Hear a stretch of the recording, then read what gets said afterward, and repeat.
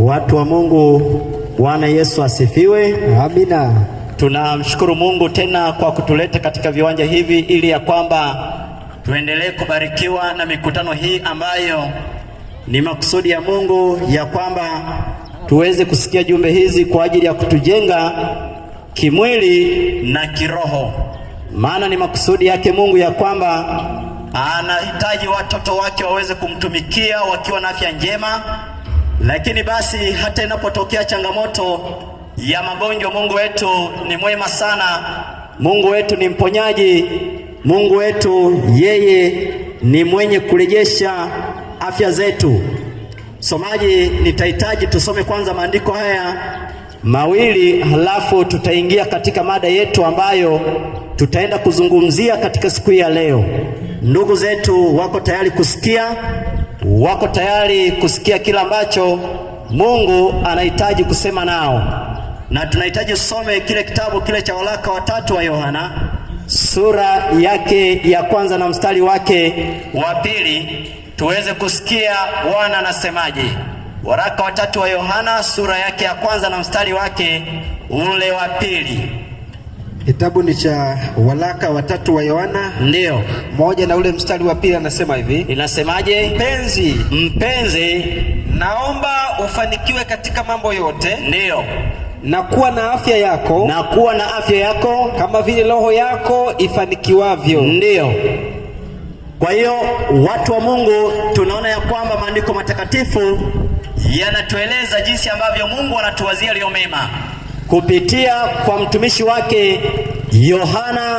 Mungu ananena ya kwamba anatutamani, anatutakia ya kwamba tufanikiwe katika mambo yote, lakini tuwe na afya njema. Kwa hiyo tunaona kwamba swala la afya njema ni kipaumbele cha Mungu kwa watoto wake. Hivyo unapoona kwamba tunasimama kwa ajili ya jumbe hizi za afya, ni makusudi ya Mungu ya kwamba anakuwazia yaliyo mema ili ya kwamba mtu wa Mungu uwe na afya iliyo njema. Lakini bado maandiko matakatifu yanatueleza katika kitabu kile cha Yeremia, sura yake ya 30 na mstari wake wa 17, ile sehemu yake ya kwanza. Soma msomaji, pia tuweze kusikia kila ambacho Bwana anasema. Kitabu cha Yeremia 30 na ule mstari wa 17, ndio anasema hivi. Inasemaje? Maana nitakurudishia afya, nami nitakuponya jeraha zako. Ndio, asema Bwana. Asema nani? Asema Bwana. Asema Bwana. Kwa hiyo tunaona ya kwamba watu wa Mungu, yule ambaye anatupatia uponyaji, yule ambaye anaturudishia afya ni Mungu. Bwana Yesu asifiwe. Amina. Kwa hiyo tunapotoa hii elimu na kukupatia njia na vyakula na matunda ambayo Mungu ameagiza kwamba kupitia hayo twaweza kutumia kama chakula, kama dawa, tunaona ya kwamba anayeleta uponyaji katika huo mchakato ni Mungu. Bwana Yesu asifiwe. Kwa hiyo unapotumia dawa zozote, unapotumia dawa kwa ajili ya ugonjwa unaokusumbua, jua ya kwamba hiyo unayopata hiyo dawa yenyewe inakupatia tiba, lakini uponyaji unatoka kwa Mungu. Ndiyo maana sikiliza, hii elimu ambayo Mungu anatupatia ni kwa kututakia yaliyo mema. Na leo katika mifumo ya mwili tutaenda kuzungumzia changamoto ambayo inaukumba mfumo unaoitwa mfumo wa endocrine system, yaani mfumo unaohusika na uchakataji wa chakula hiki tunachokitumia hadi katika zao la mwisho kabisa, ili ya kwamba kiweze kutoa nishati ndani ya mwili wako, chembe hai za mwili wako zipate nguvu na chakula hicho kifanye kazi. Kuna mfumo unaoratibu huu mchakato, na huu mfumo unatawaliwa na tezi, au kwa lugha ya Kiingereza zinaitwa glands. Kwa hizi tezi huwa zinazalisha kemikali ambayo huwa inashughulika kwa ajili ya kuvunja chakula ambacho unakitumia au chakula ambacho tunakitumia, ili ya kwamba kitufae kwa ajili ya kutupatia nguvu. Na leo tutaenda kuzungumzia changamoto katika huo mfumo, na tutaenda kuzungumzia ugonjwa, moja ya magonjwa ambayo yamekuwa ni changamoto katika maisha ya mwanadamu, na ni magonjwa ambayo watu wa Mungu yanatokana tu na mtindo ambao sio mzuri wa maisha. Mtindo ambao sio mzuri wa maisha. Ninapozungumza habari ya kula na kunywa, na ninaenda kuzungumzia sio ugonjwa mwingine, ila ni ugonjwa wa kisukari. Ugonjwa wa kisukari. Ugonjwa huu kwa lugha ya Kiingereza unaitwa diabetes mellitus. Huu ugonjwa tunaona ya kwamba kuna ugonjwa wa kisukari cha kupanda, kuna ugonjwa wa kisukari cha kushuka. Nisikilize vizuri. Katika mwili wa mwanadamu, Mungu alivyotuumba, ametuumba tuwe na sukari. Kama ambavyo jana nilizungumzia habari ya ugonjwa wa presha, kwamba ametuumba kwamba tuwe na sukari. Kwa nini sukari inahitajika? Hii inahitajika kwa ajili ya kupatia mwili nishati. Kwa lugha ya Kiingereza tunasema energy. Lakini sikiliza, sukari hii katika mwili wa mwanadamu, ili ya kwamba uishi katika afya njema, kama ambavyo unaona leo unatembea, unafanya shughuli zako, husikii chochote, maana yake kwamba sukari yako inakuwa katika ulinganifu. Na sukari ambayo inatakiwa hiyo katika kiwango ambacho kinahitajika katika mwili wa mwanadamu ni sukari ambayo inapimwa katika kipimo cha milliliters of mole au millimeter of milligram, kipimo cha milliliters of mole katika kipimo cha damu katika kiwango cha 4 mpaka 7 millimoles per liter. Katika kipimo kinachoitwa millimoles per liter inachukuliwa damu yako, inapimwa, na tunapopima sukari yako inaposoma katika kipimo cha 4 mpaka 7, tunasema ya kwamba wewe una sukari ambayo ni ya kawaida. Bwana Yesu asifiwe. Lakini sukari yako inapotokea inaanza kusoma kuanzia kwenye 8 kwenda 11, tayari wewe una dalili kabisa za ugonjwa wa kisukari. Una dalili kabisa za ugonjwa wa kisukari. Na tunaona ya kwamba ugonjwa huu usiposhughulikiwa, tunaona ya kwamba sukari yako inaweza ikapanda mpaka kwenye 20, 21 na hata 22. Na tunaona kwamba kinakuwa ni kisukari ambacho kimekithiri, kimezidi katika kiwango ambacho kwa kweli wewe uko kwenye hatari. Sasa basi, na hapa nazungumzia habari ya ugonjwa wa kisukari cha kupanda. Kisukari cha kupanda. Na hapa unisikilize mtu wa Mungu. Tunapozungumzia sasa huu ugonjwa huu upo katika aina mbili kubwa. Zipo mbili. Kuna ugonjwa wa kisukari namba 1. Kuna ugonjwa wa kisukari namba 2.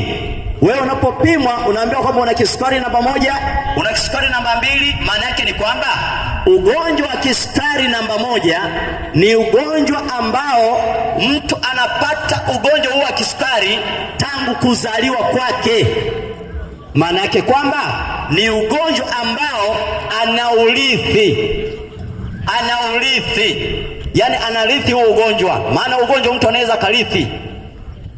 Na tunapozungumzia huu ugonjwa wa kisukari namba 1, nisikilize mtu wa Mungu. Katika huu mfumo wa endocrine system, au mfumo huu ambao unahusika na uchakataji wa chakula mpaka kutoa nishati kwa ajili ya kuupatia mwili nguvu, kuna kiungo katika huu mfumo, kuna kiungo kinaitwa kongosho. Katika kongosho huwa kuna tezi ambazo huwa zinahusika na uzalishaji wa kemikali. Kwa lugha nyingine hiyo kemikali inaitwa insulini. inaitwa insulini. Sasa basi, hii kemikali ya insulini ndiyo kemikali ambayo Mungu jinsi alivyotumba kwa namna ya ajabu huwa inahusika kwa ajili ya kuirekebisha sukari ndani ya mwili wa mwanadamu. Maana yake ni kwamba unapokuwa umetumia vyakula vyenye sukari, na hapa watu wa Mungu, na ninasisitiza sana, maana kuna sukari ya asili na sukari isiyo ya asili. Sasa basi, sukari ambayo mwili inaweza ikautumia bila kuwa na shida ni sukari ya asili inayotoka kwenye mazao, lakini nifuatilie vizuri. Sasa unapokuwa umetumia chakula cha sukari hii katika zao lake la mwisho huwa inabadilishwa, inakuwa katika hali ya sukari inayoitwa glucose. Hii glucose ndiyo ambayo huwa inahitajika ndani ya mwili ili ya kwamba mwili kuupatia nguvu. Sasa kinachofanyika, hii insulini, sukari inapokuwa imefyonzwa, imeingizwa kwenye mzunguko wa damu, hii insulini kazi yake huwa inafanya kuirekebisha ile sukari. Maana yake ni kwamba insulini inafanyika kama ufunguo kwenye kufuli. Yaani insulini inafanya kazi ya kufungua chembe hai za mwili wako ili ya kwamba sukari iingie ndani ya mwili, iingie ndani ya chembe hai, ili ya kwamba iweze kuvunjwa, kutoa nishati, kutoa nguvu, ili mwili wako uweze kufanya shughuli zake vizuri. Sasa insulini inapokuwa inafanya hivyo, kuna sukari nyingine ambayo inakuwa haijatumika. Maana mwili unahitaji kiwango fulani cha sukari itumie, lakini sukari ambayo huwa inabakia bila matumizi, hii kemikali ya insulini huwa inaibadilisha hiyo sukari, inaihamisha kuwa mafuta, inabadilisha hiyo sukari kuwa mafuta, nayo mafuta huwa yanaanza kutunzwa chini ya ngozi, lakini pia katika viungo vya ndani ya mwili wa mwanadamu. Ninapozungumzia viungo vya ndani, hapo kwa kweli nazungumzia habari ya ini, habari ya figo, lakini hasa kwenye ini sukari ya ziada huwa inatunzwa. Kwa nini? Ili kwamba itakapohitajika wakati ambapo utakuwa huna sukari ya kutosha ndani ya mwili, kwamba hiyo sukari ambayo imebadilishwa kuwa mafuta inarudishwa tena kuwa sukari. Bwana Yesu asifiwe. Ndivyo Mungu alivyotuumba kwa namna ya ajabu. Sasa basi, kwa hii sukari ambayo mtu anazaliwa nayo, maana yake kwamba kongosho lake linakuwa na shida.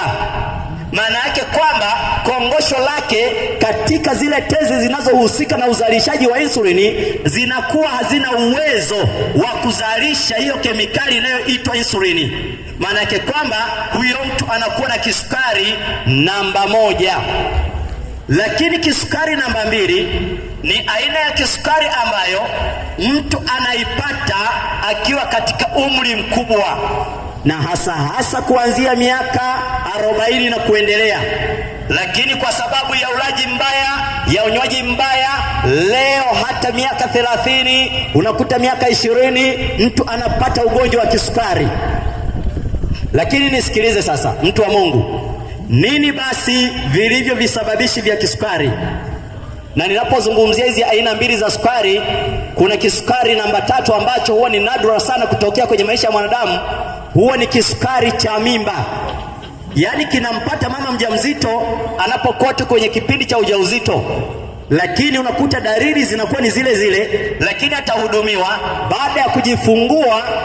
Vile vichocheo vyake au homoni zake zinapokaa vizuri, kile kisukari huwa kinaondoka. Sasa hicho huwa ni nadra sana katika maisha ya mwanadamu. Lakini kisukari ambacho kimewasumbua wengi kama ugonjwa ni kisukari namba 2, ambacho basi mtu anakuwa na kongosho lake, lakini unakuta kwamba kwa sababu ya utumiaji wa vyakula na vinywaji katika hali ambayo sio nzuri, inafika mahali kongosho lake linashindwa kuwa na uwezo wa kuzalisha insulini ya kutosha. Na wakati mwingine insulini inazalishwa lakini haifanyi kazi yake, na nitaeleza kwa nini haifanyi kazi yake ili unielewe, mtu wa Mungu. Iko hivi, kuna visababishi vinavyopelekea mtu aweze kupata ugonjwa wa kisukari. Namba 2, kwanza ni ongezeko la mafuta mwilini. Ongezeko la mafuta mwilini, ninazungumzia unene uliopitiliza au kitambi. Na jana nilizungumza, maana leo katika maisha ya wanadamu wanadhani kwamba mtu anapopata kitambi wanaanza kumpongeza, wanamwambia kwamba ndugu yangu ongela, maisha yamekutembelea. Na ninapozungumzia kitambi ni ule uzito ambao kwamba tumbo linakuwa mbele. Sizungumzi ule uzito kwamba mtu anakuwa katika hali ya ulinganifu, mwili wake umekaa vizuri. Kuna namna ambavyo kwamba mtu nakuta anakuwa na uzito, tumbo linaongezeka, na kuonesha kwamba huyu mtu ana mafuta mengi. Yaani mafuta maana huwa yanajazana kwenye ngozi, kwenye tumbo, lakini pia nyuma ya shingo yako. Na tunaona kwamba mtu ambaye ana mafuta mengi katika mwili, na hapa tunazungumzia mafuta ya wanyama ambayo yanatokana na ulaji wa nyama za wanyama. Maana leo watu wanakula, wanasema kwamba tena nipatie hii nyama yenye mafuta. Haya mafuta yanapoingia katika mwili wako na yanapoingia ndani ya mwili wako, huwa yanatunzwa katika viungo vya ndani vya mwili wako. Na hapa tunasema ya kwamba mtu ambaye anakuwa na uzito uliopitiliza, anapokuwa na mafuta mengi, tunaona ya kwamba mafuta haya huwa yanazunguka chembe hai zako za mwili, na hivyo tunaona ya kwamba ile insulini ambayo huwa inatumika kama ufunguo kwenye chembe hai za mwili wako, ile insulini huwa inashindwa kufungua ili ya kwamba sukari iingie ndani ya chembe hai za mwili wako, itumike kama kukuzalishia nishati au nguvu, mwili wako ufanye kazi.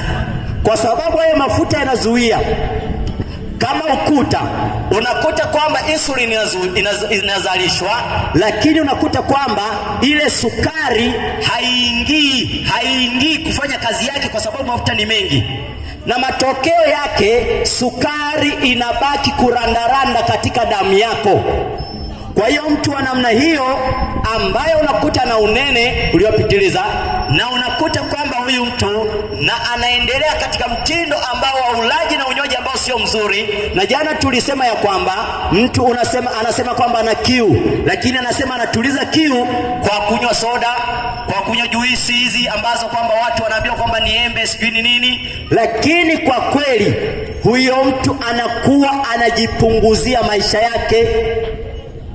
Sasa basi sukari itabaki kulandalanda katika damu yako, na kadiri hiyo hali itakavyoendelea bila kuzuirika, bila kufanyiwa mchakato wa kurudishwa nyuma, itafika mahali huyu mtu ile kongosho yake itashindwa kufanya kazi vizuri, na matokeo yake huyu mtu ataanza kuonyesha dalili za kisukari, na akienda kupimwa sukari yake utakuta sukari yake iko juu, kwa sababu sukari anatumia vyakula vyenye sukari anatumia, lakini sukari inapoingia mwilini haifanyi kazi. Lakini visababishi vingine ni matumizi ya kafeini, vinywaji vyenye kafeini. Leo watu wanakunywa energy, leo watu wanakunywa chai, wanatumia. Lakini sikiliza, hii kemikali inayoitwa kafeini inapoingia ndani ya mwili wako, huwa inafanya hiyo kemikali au hii kemikali ambayo inakusaidia kurekebisha sukari yako inayoitwa insulini. Insulini ikikutana na kafeini, insulini huwa inafanywa isinzie, yani isiwe na uwezo wa kufanya kazi, na matokeo yake unakuta kwamba sukari ambayo imo ndani ya mwili hairekebishwi. Ndiyo maana tunawashauri watu wanywe na wale kwa afya. unapoona kwamba hiki kitu kina madhara ndani ya mwili wako, fanya hivyo kwa ajili ya ustawi wako wa kiafya.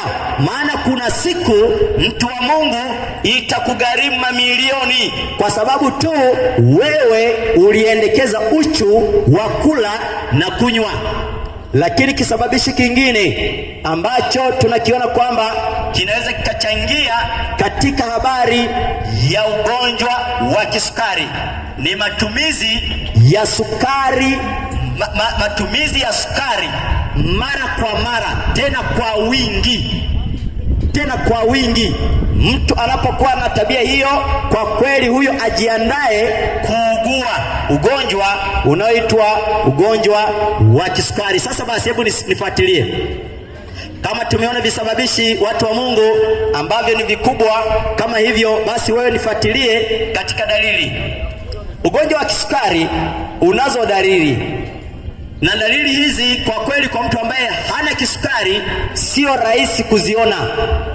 Dalili ya kwanza ambayo kwamba tunaweza tukasema kwamba huyu mtu ana ugonjwa wa kisukari, mtu anakuwa na kiu kali ya mara kwa mara.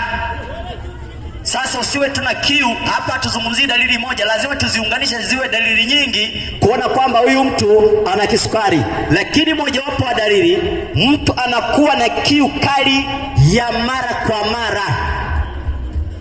Lakini dalili ya pili, mtu anakuwa mwenye dalili ya kisukari, anakuwa anakojoa mara kwa mara, hasa usiku yalokuta anakojoa mara kwa mara, na ndiyo maana anakuwa na kiu ya mara kwa mara. Bwana Yesu asifiwe. Kwa unapoona kwamba unakojoa mara kwa mara na kiu ya mara kwa mara, jua kwamba hapo wewe uko kwenye hatari au una dalili za kisukari. Lakini basi hata unapokojoa, nisikilize, kwa sababu sukari yako inaingia hadi mpaka kwenye mkojo.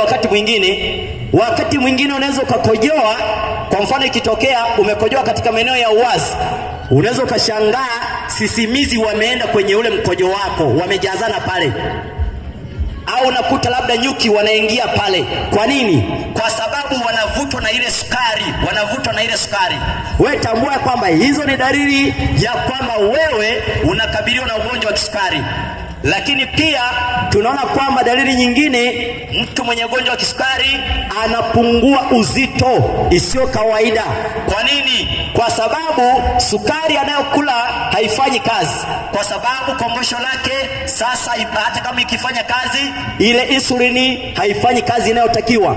Unakuta kwamba mwili wako unaanza kutumia chakula cha ziada ambayo ni mafuta yaliyohifadhiwa chini ya ngozi. Unakuta kwamba mwili wako unaanza kudhoofika, ndiyo maana kwamba huyu mtu anaanza kukonda. Lakini mojawapo ya dalili pia, huyu mtu anakuwa akipata kidonda sio rahisi kupona. Kwa nini sio rahisi kupona? Kwa sababu katika damu yako ina sukari, na sukari huwa ina tabia ya kuvuta wadudu wanaoita bakteria, ambao huwa wanafanya vidonda visipone kwa haraka. Kwa hiyo basi, mtu mwenye ugonjwa wa kisukari akipata kidonda kile kinapona kwa shida, kwa sababu ya wale bakteria wanakusanyika pale kuja kula sukari ambayo iko ndani ya damu.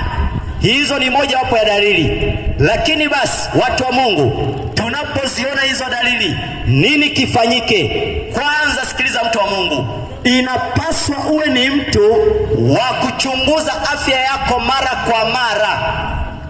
Usiende kwenye kituo cha kutolea huduma kwa sababu tu umeugua. Wakati mwingine jiwekee kawaida, angalau hata kila baada ya miezi mitatu, au hata ukishindwa sana mara 2 kwa mwaka, unachunguza haya magonjwa sugu ambayo wakati mwingine yakikufika, kuondoka kwake kwa kweli ni shida. Unachunguza. Lakini jambo la pili, turekebishe mtindo wa ulaji na unywaji. Kitabu kile cha Wakorintho wa kwanza, mtumishi, sura yake ya 10 na mstari wake wa 30 na 31. Kitabu ni cha Wakorintho wa kwanza 10, ndio 30 na 31. Ndio anasema hivi, ndio Ikiwa mimi natumia sehemu yangu kwa shukrani, basi hebu twende 31 moja kwa moja. 31 anasema hivi, ndiyo, basi mlapo au mnywapo au mtendapo neno lolote, fanyeni yote kwa utukufu wa Mungu. Bwana Yesu asifiwe. Amina. Kwa hiyo watu lazima tuangalie namna tunavyokula, namna tunavyokunywa. Kwa hiyo basi watu wa Mungu, kuna vitu ambavyo lazima tuvifanyie kazi. Watu leo wamekuwa raibu kama ambavyo nimesema. Mtu anapata kiu, anasema tulize kiu kwa kunywa vinywaji vyenye sukari nyingi. Hapo unajichimbia kaburi. Lakini jambo la pili, watu wanapaswa kuangalia namna ya ulaji, kujiepusha na mafuta ya wanyama. Ulaji wa nyama zenye mafuta ambayo ndani yake, hayo mafuta yakiingia ndani ya mwili wako yanakuwa ni kikwazo cha hiyo insulini isifanye kazi. Maana leo watu tena anasema kwamba mimi nipatie nyama yenye mafuta mengi. Hapo mtu wa Mungu unajiingiza kwenye shida. Lakini jambo la pili, watu wanapaswa kuepukana na unywaji wenye vinywaji vyenye kafeini ambavyo tumeweza kuviona, vingine vikiuzwa, vingine vikilimwa. Lakini ukiangalia watu wakielezwa, anasema bwana, haya mambo ni ya Wasabato. Kimwambia bwana usitumie majani ya chai, anasema haya mambo ni ya Wasabato. Acha, si ya Wasabato, ni Mungu anaelekeza. Bwana Yesu asifiwe. Ili kwamba uwe na afya njema. Lakini jambo jingine, watu wa Mungu, tunashauriwa sasa tutumie vyakula vyenye afya. Mfano, parachichi ni tunda ambalo mafuta yake ya parachichi huwa yanafanya kazi ya kuondoa mafuta machafu ndani ya mwili. Mafuta machafu yanayoitwa cholesterol, ambayo kwa kitaalamu tunaita yana high density lipoprotein, lakini parachichi ina low density lipoprotein katika mafuta yake. Kwa hiyo unapokula parachichi, ni tunda ambalo linakusaidia kuondoa mafuta machafu ndani ya mwili. Lakini basi sambamba na hayo, nikupatie pia chai dawa 2 ambazo unaweza ukazitumia kwenye maisha yako. Hata kama umeugua ugonjwa wa kisukari, unaweza ukatumia kwa ajili ya kukusaidia kurekebisha sukari yako. Mfano, chai ya majani ya fenesi. Napozungumza fenesi, wengi wanalifahamu, hata hapa Midaho. Fenesi, wewe jitengenezee kawaida ya kuwa natengeneza chai ya fenesi. Hata kama wewe umeugua kisukari, utatoa ushuhuda. Tumia hiyo chai, hata kama kwamba unafanya kwamba ujaribishie, tumia hata mwezi mmoja, halafu endelea kupima sukari yako, utaona mabadiliko. Bwana Yesu asifiwe. Amen. Lakini pia kuna mmea unaitwa tawatawa au mziwaziwa. Natamani basi wala ambao wanasikiliza baadaye, unaweza ukatuona ukasogea, tunaweza tukakuonyesha huo mmea. Unaitwa mziwaziwa. Mziwaziwa huu au unaitwa tawatawa ni mmea fulani ambao huwa vinaota, lakini vinatoa utomvu mweupe. Unapotumia chai yake ya huo mziwaziwa, huwa unasaidia sana insulini kufanya kazi yake kwa ajili ya kurekebisha sukari. Unakuta kwamba sukari yako inaanza kurekebishika. Bwana Yesu asifiwe. Amina. Lakini sambamba na hayo, watu wa Mungu, tunayo mengi ya kueleza, lakini tutatoa namba zetu za simu ili kwamba hata kama una changamoto kama hiyo, tutakushauri, tutakutembelea, tutakuelekeza namna gani ufanye ili mtu wa Mungu upone. Maana magonjwa haya yanaponeka, unaponyeka kabisa. Lakini basi kuna vitu vinaitwa complication au changamoto sasa ambazo zinaweza kupelekea kwa sababu ya ugonjwa huu wa kisukari. Ugonjwa wa kisukari unaweza kupelekea mtu akatwe kiungo, kwa sababu vidonda vyake kama ambavyo tumesema, kupona kwake kunakuwa changamoto. Lakini complication nyingine au changamoto ambayo mtu anaweza kumpata, anaweza akapata upofu, kwa sababu damu yenye sukari katika kila kiungo cha mwili inapopita huwa inaunguza. Inapopita kwenye macho yako yanaanza kupofuka. Ndio maana mtu mwenye ugonjwa wa kisukari huwa inafika mahali fulani anakuwa kipofu. Lakini basi inaweza ikafika mahali mishipa yako ya kumbukumbu, yani mishipa yako ya fahamu inashindwa kufanya kazi, hata kama kwamba umekanyaga kwenye moto unaweza usisikie. Lakini basi watu wa Mungu, kwa kusema hayo, pamoja na hizo complication ambazo zinaweza zikapelekea ugonjwa huu, maana huu ugonjwa wa kisukari na ugonjwa wa shinikizo la juu la damu ni magonjwa yanayoshikamana. Maana yake kwamba ukipata moja, jiandae kwa jingine. Ndiyo maana unapaswa kuwa makini sana. Ninapoenda kuhitimisha somo hili, nahitaji niweke namba ya simu au namba za simu. Yaweza ukawa na swali, yaweza ukawa na jambo, wewe tuandikie, tupigie, tutakushauri, tutakutembelea, tutakuona. Na kwamba ikiwa wewe mtu wa Mungu uko karibu, wewe sogea tu hapa katika viwanja hivi kwa ajili ya kuonana nasi, tutakusikiliza kwa ajili ya kukupatia mashauri. Namba yangu ya simu ni 07 52 92 55 92. Narudia 07 52 92 55 92. Kwa majina naitwa mtumishi Paulo Komesha, ni tabibu wa afya ya binadamu. Waweza kuniandikia au kunipigia, tutaweza kushauriana. Mungu na wabariki sana watu wa Mungu. Na tunapoenda kuhitimisha sasa, nitawaomba tu watu wa Mungu tulio katika viwanja hivi, hebu tumshukuru Mungu kwa, hebu basi niweze kurudia namba, kwamba nirudie namba ya simu 07 52 92 55 92. Mungu na wabariki, na tumshukuru Mungu kwa maarifa haya aliyotupatia, na tusaidie kuyatendea kazi katika maisha yetu, ili ya kwamba tumtumikie katika afya njema. Na tuombe. Baba yetu wa mbinguni, tunakushukuru katika jioni hii ya leo, maana imekupendeza ya kwamba tuzungumze na watoto wako katika eneo hili la Midaho juu ya afya zetu, na watoto wako wamekuwa sikivu na wamesikia. Tunachokiomba Mungu wetu kwako, tusaidie kushinda uchu wa kula vibaya, maana leo swala la ulaji na unywaji watu wako wamejisahau. Lakini wasaidie, watie nguvu, waweze kuchagua vitu gani ambavyo waweza kula, vitu gani ambavyo waweza kunywa, na vile ambavyo wasiweze kuingiza ndani ya mili yao, ili ya kwamba mili yao wasiweze kuidhuru. Tunashukuru kwa sababu utawasaidia, na wale ambao wamepokea hii elimu wasaidie kuifanyia kazi.